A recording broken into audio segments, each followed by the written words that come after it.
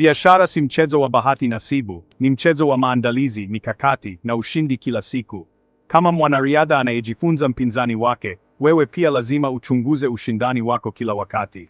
Hakuna nitaweza kesho. Kesho inaweza kuwa na mpinzani mwingine.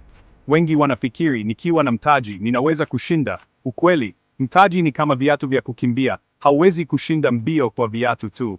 Unahitaji mazoezi, mbinu na uwezo wa kukabiliana na changamoto. Biashara nyingi zimeanguka hata zikiwa na mtaji kwa kukosa mikakati. Kila siku, upinzani wangu anafanya nini sasa? Ninaweza kuboresha huduma yangu vipi? Je, nina ujasiri wa kuvunja mfumo wa kawaida? Usiogope kubadilika. Kama mpira unavyozunguka, biashara pia inahitaji kusonga.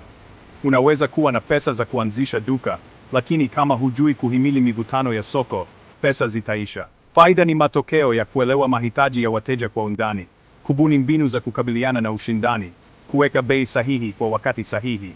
Pesa ni chombo, si malengo. Biashara ni mchezo wa kila siku.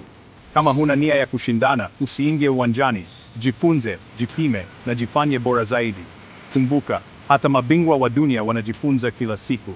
Fanya biashara yako iwe na uhai, sio tu pesa. Andika kwenye maoni, je, umeshawahi kushindwa kwa sababu ya ushindani au mikakati mibovu? Shiriki mbinu yako ya kushinda. Kama video hii imekusaidia, gusa share na mfanyabiashara mwenzako.